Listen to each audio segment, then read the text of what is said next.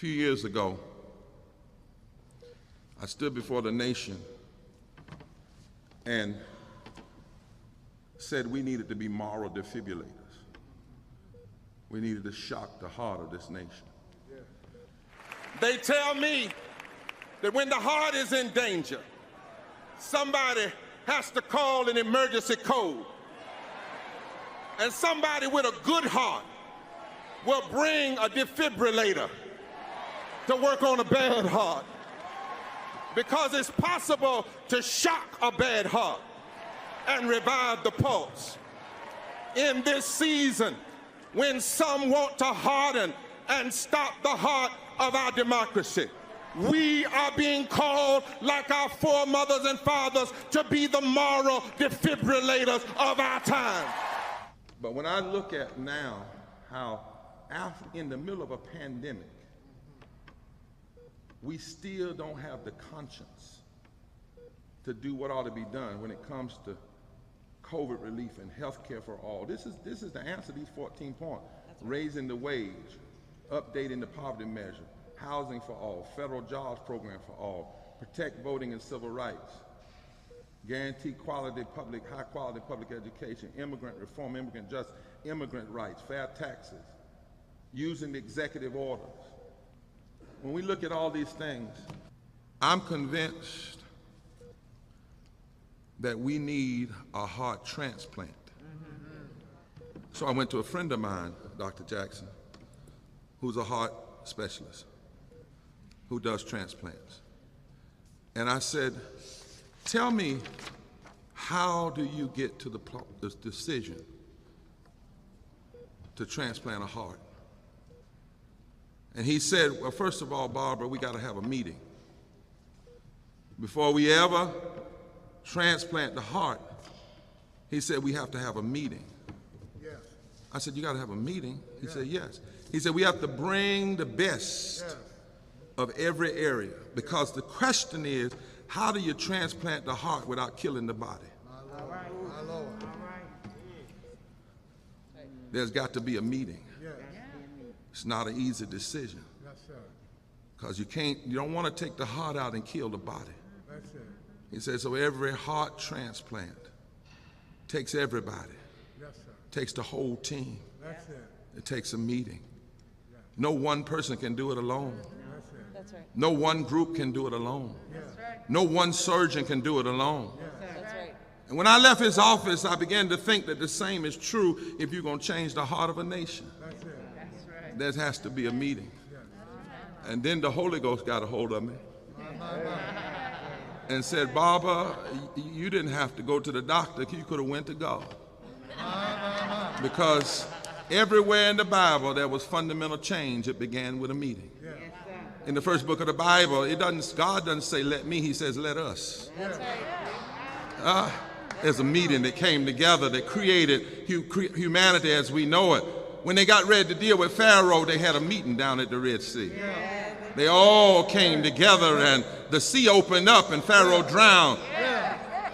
When Goliath was running around saying what he was going to do, David had a meeting with 5 rocks. He got 1 for Goliath and 4 for the rest of his cousins. When Shadrach, Meshach, and Abednego were thrown in the fiery furnace, they had a meeting. Down in the valley of dry bones in Ezekiel, the Bible said they had a meeting. And the bones came together and the Spirit blew on them. Jesus had a meeting one day with 5,000 and a few loaves of bread. When Jesus died on the cross, there was a meeting, because the Bible said the prophets that had been dead long ago, when he died, they got up. On Pentecost, there was a meeting. The wind began to blow and tongues of fire came and the word came that your sons and your daughters shall prophesy. But then I started reading the history. In 1852, after the Dred Scott decision, there was a meeting. The abolitionists came together and they said maybe this decision is just one link of the chain of events necessary for the whole downfall of the system of slavery. Therefore, what they have done has only emboldened and intensified our agitation. There was a meeting when Sojourner Truth and Lucretia Mott came together and they began to build the women's suffrage movement. and they joined at Seneca Falls. There was a meeting when the social gospel movement came together, and they began to declare in the face of gross greed and industrialism that we could not turn away from the children. And they asked the question, what would Jesus do? In the 1920s, there was a meeting called the bonus marches, and folk came together to fight for fair wages, and that led to the New Deal, when black and white and Jewish civil rights lawyers had a meeting in the 1950s, and they decided to take down Jim Crow and to take down separate but equal. In Montgomery, they had a meeting. Martin Luther King and Rosa Parks, they had a meeting. Then in Selma, they had a meeting. At the Greensboro, at the lunch counter, they had a meeting. In Birmingham, they had a meeting. Started with 40 people, but by the time it was over, thousands had been arrested, and Bull Connor was brought down.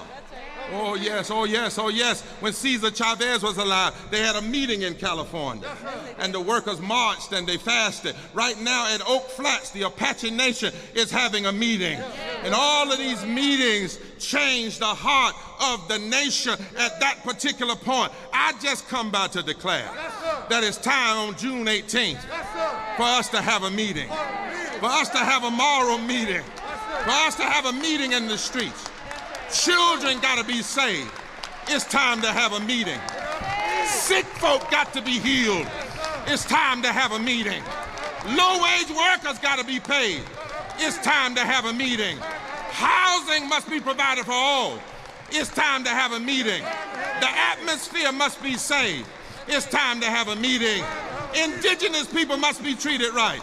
It's time to have a meeting. Voting rights must be expanded and protected. It's time to have a meeting. We're spending too much money trying to blow up the world rather than save the world. It's time to have a meeting.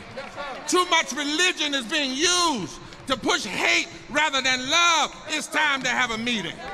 We've got to change the heart of this nation. It's time to have a meeting. This nation needs a heart transplant. It's time to have a meeting. Are you all ready for the meeting? Are you ready for the meeting? Are you ready for the meeting? God said, if you will have a meeting, I'll show up. I'll bless you. I'll give you power. I'll strengthen you. I'll make you strong. I'll give you favor. I'll make you able to turn this country around. But first, you must have a meeting.